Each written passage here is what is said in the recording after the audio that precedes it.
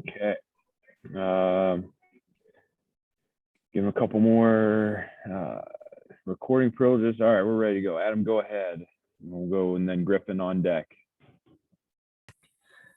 Hey, Justin. What's up, Adam? Good to see you. Obviously, Thursday night was the first real rough night I think we've seen for the offense all year. I wonder what you guys have learned upon kind of going over the film and breaking it down. What made that such a tough go for you guys offensively?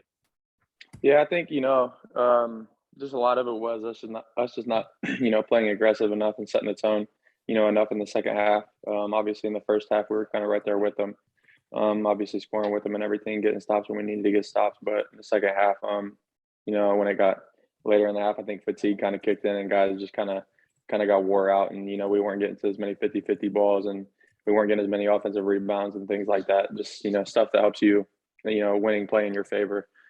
So those were just a couple of things that we took from it.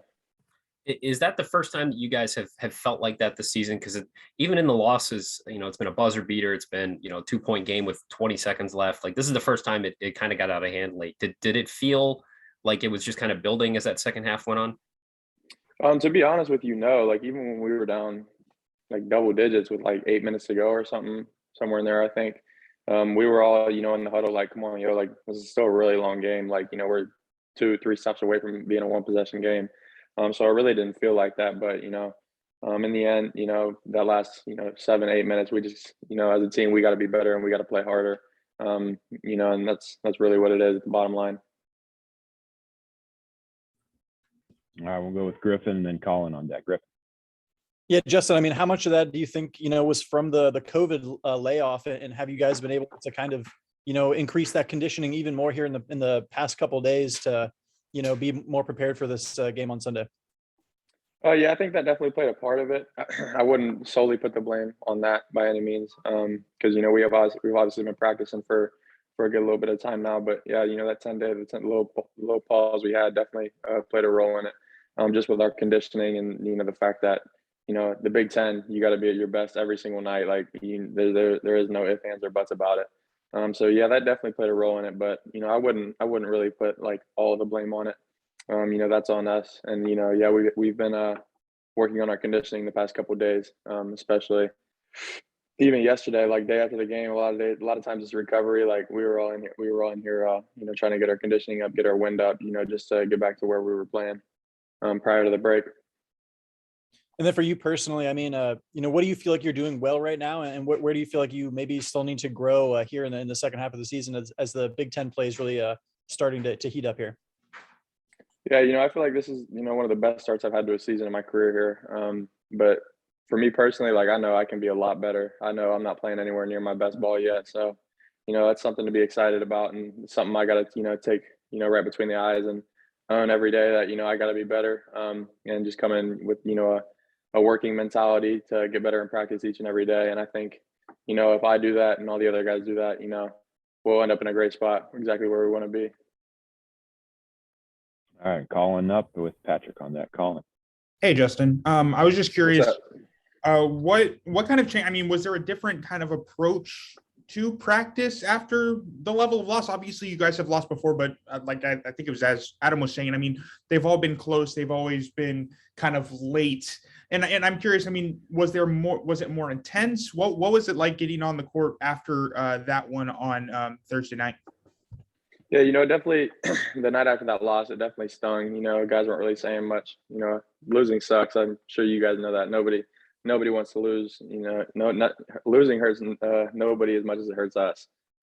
So it definitely sucks. Don't get me wrong, but we came in yesterday with the mindset that we were just going to get better with the day that we had in front of us. We always say be where your feet are. Obviously we lost. It's in the past. We can't change it. All we can do is learn from it. Take the good and the bad and move forward. So yeah, yesterday we had a good approach to practice. I feel like we had a really good day. We got up and down. It wasn't long just because it was the day after a game. A lot of guys played a lot of minutes, but it was a lot about us, just getting up and down, kind of getting our win and everything. And yeah, I would say our approach, we definitely have a hunger right now, and a drive, because losing sucks and none of us want to lose at all. So did you guys learn something different about, I guess, how teams look to defend you guys, like based on what you saw from Indiana, or was it kind of what you expect moving forward? Was it kind of just the physicality of what the Big Ten is? Yeah, I would say really just the physicality what the Big Ten is. Obviously, teams all have different schemes. I felt like they kind of took us out of our actions a little bit just with how aggressive they are on the perimeter, and how big they are in the post. Obviously they got Race and Trace, so they got a solid front court. But I wouldn't really say it was them that took us out of our offense. I feel like a lot of it was just us personally. Like I said, we got to own it and just be better. We really did. We just didn't have a good night that night. It wasn't our night. So we got to own that, and learn from it to make sure it doesn't happen again. All right, next up is Patrick. We'll go Brendan on deck. Patrick. Justin, for those of us who haven't gone through it, how difficult is it to go 3 weeks without playing, without practicing regularly during a season, and then come back and step into a Big Ten game? Yeah, it's definitely a bump, you could say. Obviously, it's something we aren't used to at all because even last year, we never even had this is really our first pause since COVID has been a thing. And yeah, it was definitely challenging. And not only the aspect of like getting back to playing in games, but like when you get back to practice, everybody's just so locked in on trying to get back in shape that you're going so hard that, it definitely like your body's sore sometimes and stuff like that. But yeah, I mean, it definitely is a challenge. But I feel like, to be honest with you, I feel like, we're right almost to back where we were before the break. We've been for about 2 weeks now, I would say. Hitting it hard every day, obviously off day here and there, to get our bodies right. But, we've been practicing hard, getting up and down a lot. And, I don't think, that's going to be a factor for us in the future going forward, to be honest. I feel like our legs are going to be back under us and we're going to be ready to go from here on out. But yeah, it definitely was a bump in the road. Don't get me wrong. 10 days of just, because it was right before CDC dropped it to 5 days when we all got released. And, 10 days of just not doing anything is just, it takes a toll, especially at this level. It's a fast pace and, you're hitting so hard and just a lot that plays into it. But yeah, it was definitely a bump in the road. And obviously you guys rely on EJ a lot, especially offensively. Last 2 games, he hasn't had it, so to speak. You got Malachi against Nebraska, but didn't have as much from everyone else. How much pressure is there when EJ just doesn't have it going for the rest of you guys to find the basket and kind of make up for that scoring punch that he usually brings?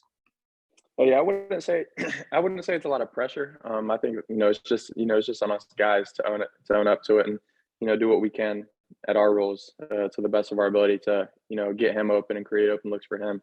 Because as you guys, when he gets the ball, there's usually 2 guys, sometimes 3 guys coming at him with high hands, forcing him to throw it to someone else and make a play.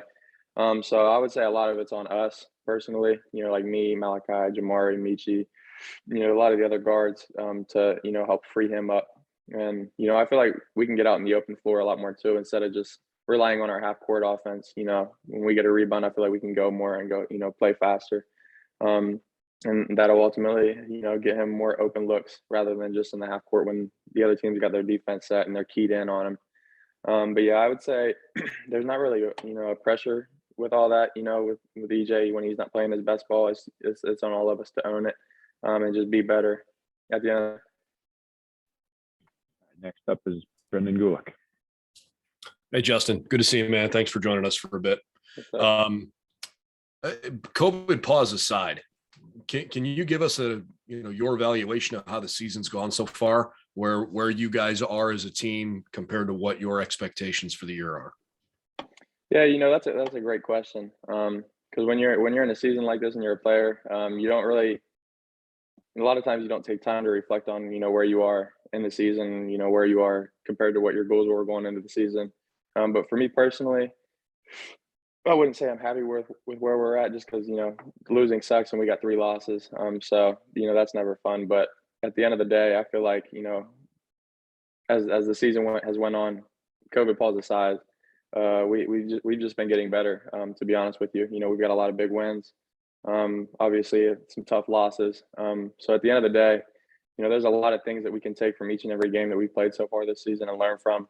And I think is going to help us ultimately in Big Ten play and in the postseason run that we're going to make. because in Big Ten play, there's no easy nights. It doesn't matter what team you play, you got to bring your best. So just with every game we played so far, I feel like there's things we can take and learn from them, good and bad, just to help us, in the future and prepare the best we can for any team, whether they play fast, play slow, late game situations, all that stuff.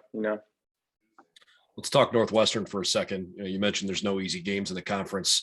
Nebraska, obviously not one of the upper echelon teams. You guys had a tough game against them last year. You're at Northwestern, and obviously that one didn't go the way you wanted to either. As you think about what to expect this year with Northwestern, what sort of stands out at you? Yeah, just how fast they play. They get up and down. I think they're one of the fastest playing teams in the Big Ten right now. How fast they get a shot on goal. Whether it's in transition or in the half court. So, that's something we're going to have to be, keyed in on practice today is getting back and getting our defense set in transition, making sure they don't get any easy looks, nothing to get them going. Because they're a team that can get rolling, pretty quick if they see the ball go through the hoop, just like any team. So I think, the biggest key for us is going to be just stopping, their easy looks in transition or their clean looks in transition and just making them earn everything, making them play through our half court set defense because when we make a team play through our half court set defense, it is really hard to score. To be honest with you, with the way we guard and everything. So just that aspect to it, just stopping the transition easy looks, and I think getting rebounds, not letting them get second look opportunities, just so stopping the transition looks and getting rebounds, and I think we'll be in good position to win. One more quick one for me. Obviously, fans and us in the media got a chance to see what Malachi was, really capable of 2 games ago against Nebraska. But I assume you guys have probably seen glimpses of that in practice along the way and maybe didn't take you guys by surprise. When did you first realize that Malachi had that kind of ceiling? Right when he stepped on campus, when we started workouts. I remember media day, I think I was telling Adam, that kid's going to be special. You can just see it. He's got the work ethic for it. He's got the mindset. He's got the skill set. He's got all the tools. He's just a smooth player. The game almost looks easy for him at times. But he's a freshman, so he's still got a lot of learning to do. Which I'm not really worried about for him. He'll pick up on those things fast, but watching film and everything. So yeah, he's definitely gonna be a star one day. You can see it in him right now. So yeah, I'm excited for him. What his potential holds for him. I think the biggest thing for him is just to keep a level head, through the good and the bad, because it's hard, man, when you're not playing good and you got a lot of people, riding you about how you're playing and all that. It can be hard and challenging at times. So, if he just keeps the same confidence that he's been playing with lately, he'll be just fine. All right, we'll finish up with one more follow-up from Adam Jardy. Justin, you talked a few minutes ago about Indiana's defense, and you said you talked about them pressuring you on the perimeter, and obviously they're formidable down low.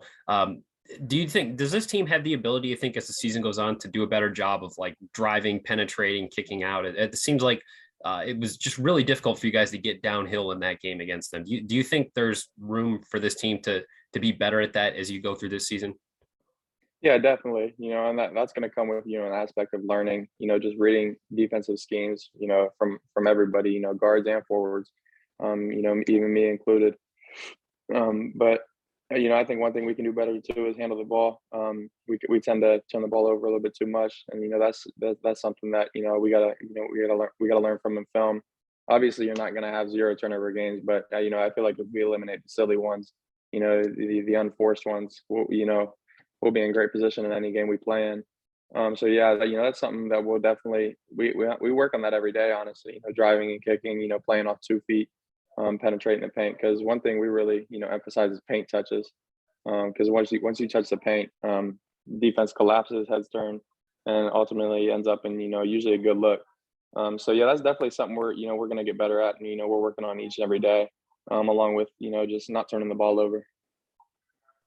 Thanks, Justin. Yeah, for sure. Good stuff.